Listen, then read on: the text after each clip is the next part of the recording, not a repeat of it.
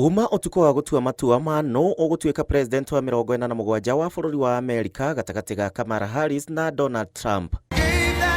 Thutha wa kumenya niwe muhotani, Trump wa ukuru wa miaka 78 na naria maregu na kwiyumiria gucokeria muingi wa Amerika ngatho, akiuga kuerera haria atigireire mbere ya kuhotwo ni president uria ureherera Joe Biden.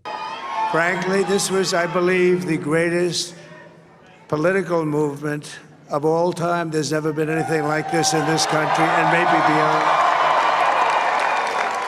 And now it's going to reach a new level of importance because we're going to help our country heal. Ona bururi wa Kenya ndũnatigwo na thutha thĩinĩ wa ithurano ici. Hulda Momanyi, mũciarĩrwo wa Kenya wa mbere kũhota gĩturwa na one thutha wa gũcagũrwo kũrũgamĩrĩra aikari a gĩcigo kĩa Minnesota.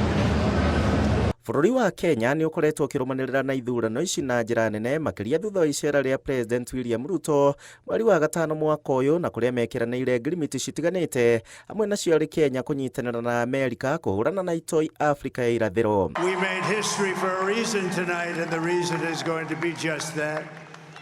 We overcame obstacles that nobody thought possible, and it is now clear that we've achieved the most incredible political thing. Look what happened. Is this crazy? Nyitanĩri ũngĩ wa Kenya na Amerika nĩ gũtwara maabitha a borithi kũgacĩrithia thayũ bũrũri-inĩ wa Haiti, na wathani ũyũ ũngĩkorwo ndũranyita mbaru mũbango ũyũ ũgũkorwo arĩ igũtha rĩnene kũrĩ Kenya.